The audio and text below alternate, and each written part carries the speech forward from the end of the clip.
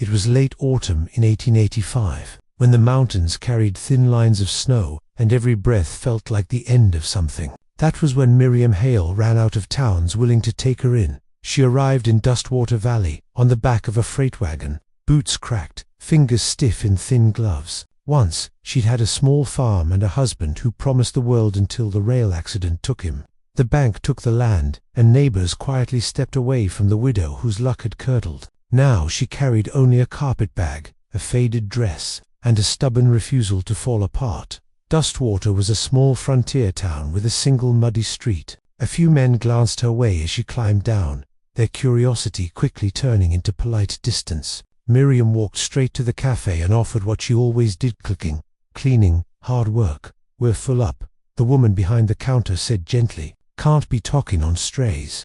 Miriam swallowed the word. She tried the livery, the hotel, even the church. Each door closed with the same tired apology. Near sundown, she sat on an empty crate at the edge of town, carpetbag pulled close, watching shadows stretch across the valley. Dustwater judged her like every other place. Too poor, too alone, too much trouble. Sheriff Amos Kincaid approached with slow steps. "Ma'am," he said, "no one means you harm. Folks are just stretched thin."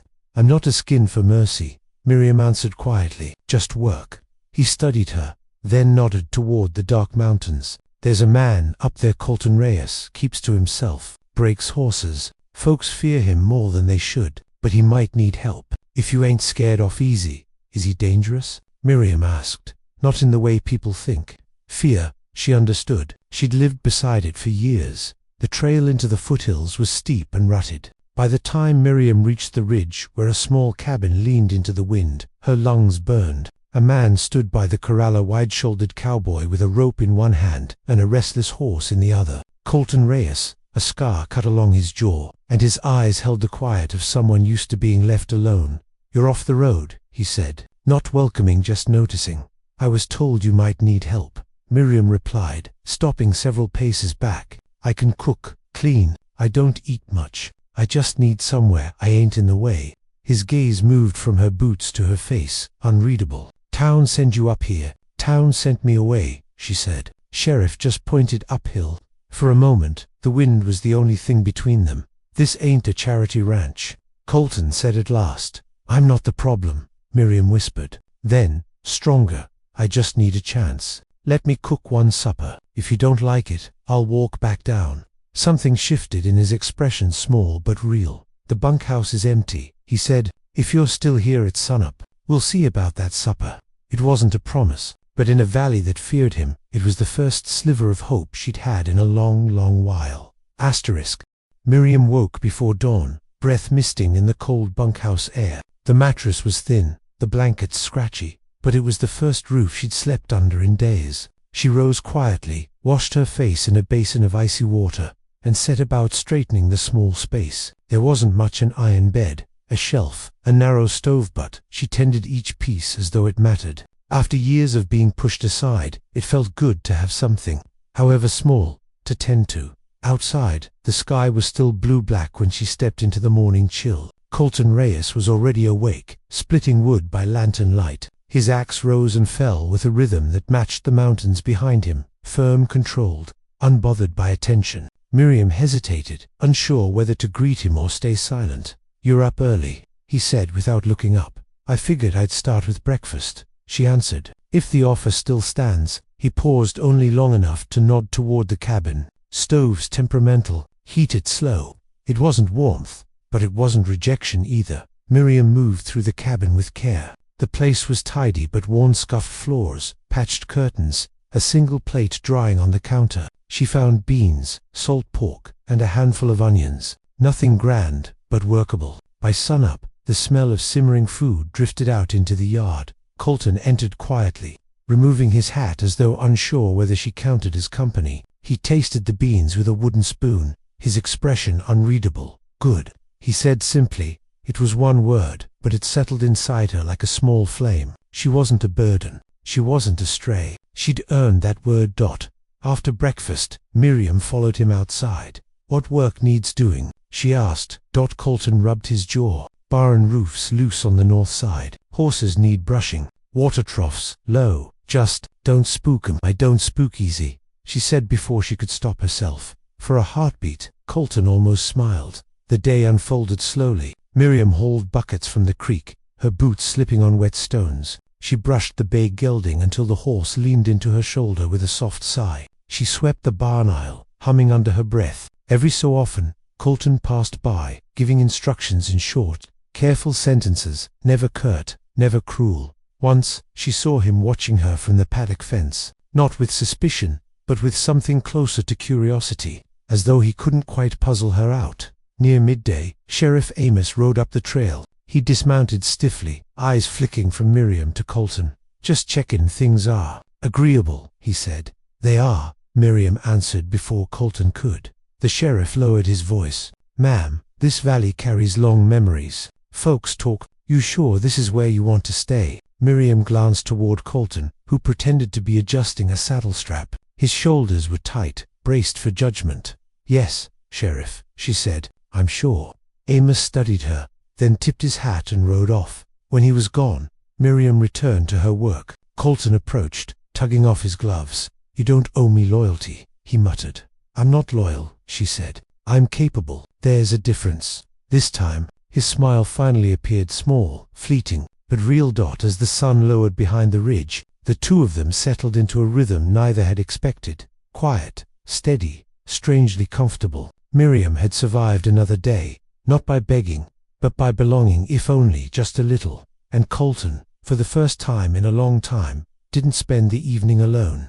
By the third morning, Miriam moved through the ranch as though she had always belonged there. She swept the porch before sunrise, warmed the cabin stove, and fed the horses while the frost still clung to the fence rails. Colton said little, but she could feel a shift in him, something loosening, something watching. Dustwater Valley woke slowly beneath the pale sky. Miriam had learned its sounds, the creak of saddle leather, the distant bark of dogs, the hush of wind threading through the pines. Out here, the silence didn't feel empty. It felt patient. She was hauling firewood when Colton stepped out of the barn with a bridle in his hands. His shirt sleeves were rolled to his elbows, revealing strong forearms scarred by years of work. He hesitated before walking her way. "You shouldn't be carrying all that alone," he said. "It's just wood," Miriam replied, adjusting the stack in her arms. Colton took half the load without asking. "Still, let me." She blinked, startled by the gentleness tucked beneath his rough edges. He carried the logs inside, setting them neatly by the hearth.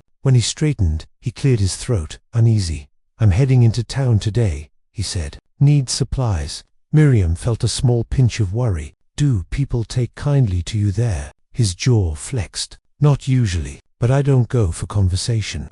She wiped her hands on her apron. "Can I come? I need thread, maybe flour." He studied her a moment, weighing risks she couldn't see. Then he nodded once. "Stay close. Folks talk." They talked about her too, she thought. Only difference is, he's used to it. The ride into town was quiet, the horses' hooves kicking little dust clouds. Miriam sat behind Colton in the wagon, watching the valley unfold. When they reached Dustwater's main street, heads turned. Some men stepped aside. A few women whispered behind gloved hands. Colton ignored them. Miriam tried Dot at the general store. Ruth Carter, the boarding house owner, was sorting jars behind the counter. She froze when she saw Miriam walk in beside Colton. "Lord above," Ruth breathed. "Girl, what are you doing with that man?" Miriam lifted her chin. "Working, earning my place." Ruth lowered her voice. "His trouble. Folks don't forget where he came from."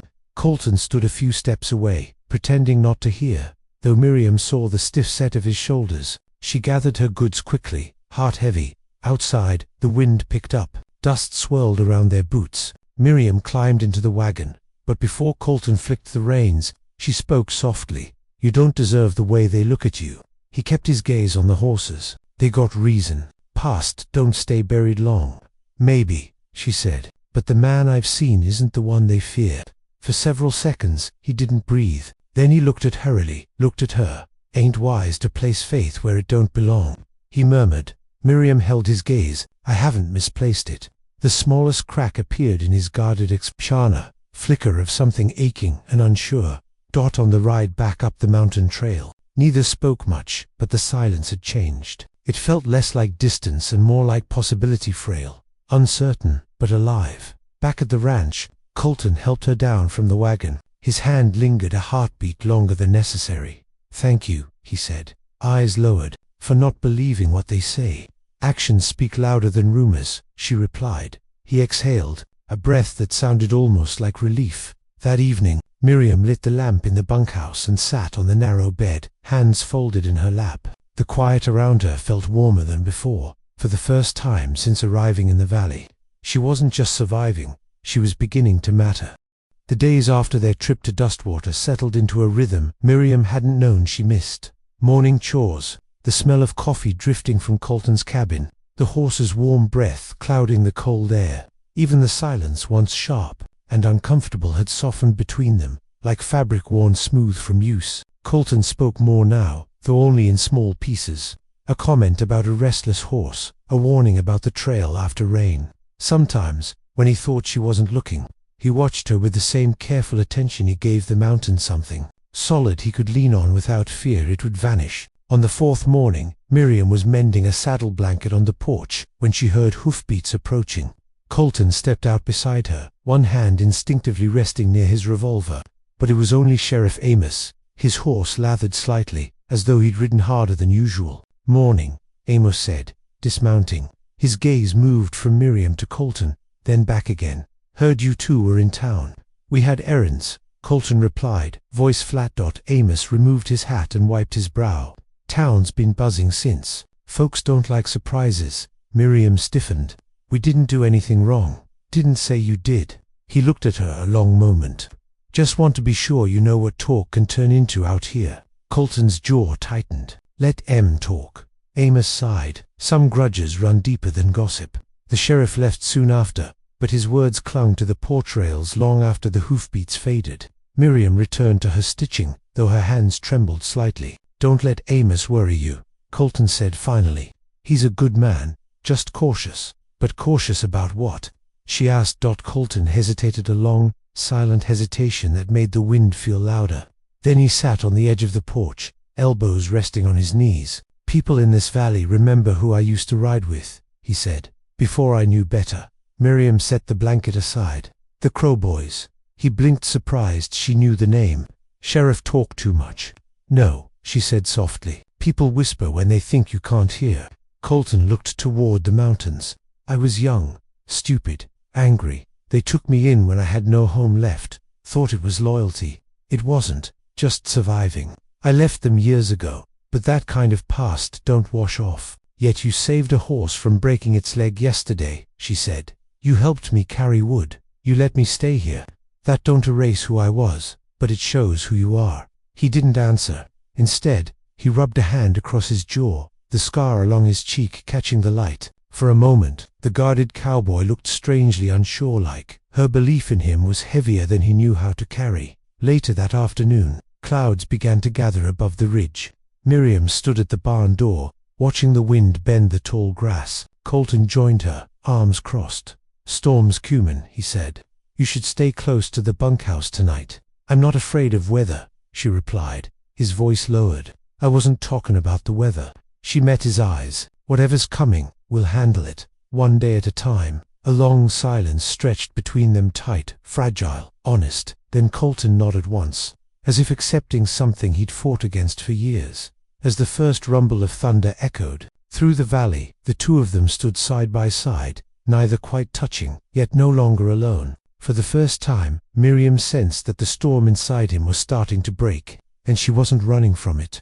The storm that rolled into the valley that night didn't break anything. It simply washed the world clean. By morning, the air smelled of wet pine and earth, and thin threads of mist clung to the meadow like a quilt laid out to dry. Miriam stepped outside the bunkhouse, skirts brushing damp grass, and looked toward the cabin where a lantern still glowed behind the window.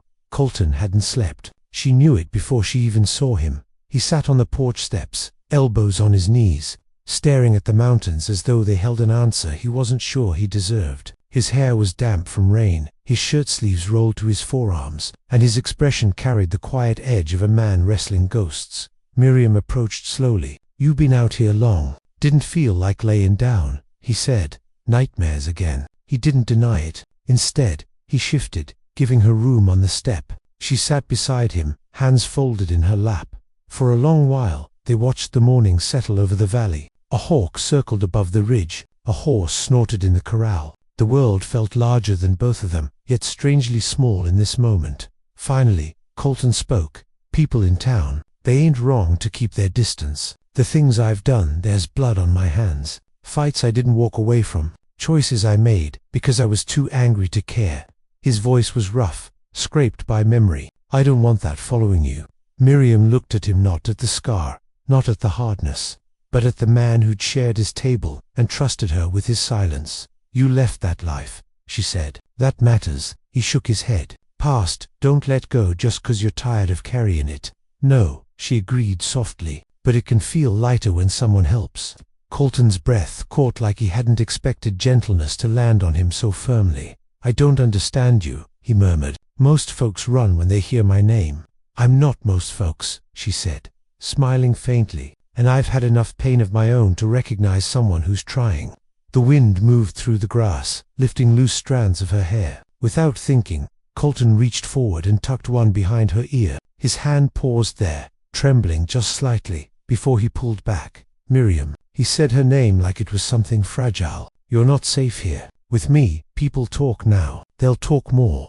"Let them," she said. "I know what I see, and what's that? A good man who thinks he has to be alone." He exhaled, sharply, a sound halfway between disbelief and longing. Then he stood, pacing once across the porch, as though trying to outrun the weight of her words. When he turned back, the fight had gone out of him. "I don't know how to be anything but what the world made me," he confessed. Miriam rose too, stepping toward him. "Then we'll learn. Slow, like everything else here." For the first time since she'd stepped onto his land, Colton didn't look torn or weary. He looked hopeful. Carefully, as though asking permission, he reached for her hand. She let him take it. The ranch lay quiet around them, nothing changed. Yet everything different. Two people bruised by their pasts, finally standing where they weren't judged, or feared, or alone. And for the first time in Dustwater Valley, both of them let themselves believe they might deserve more than survival. They might deserve each other.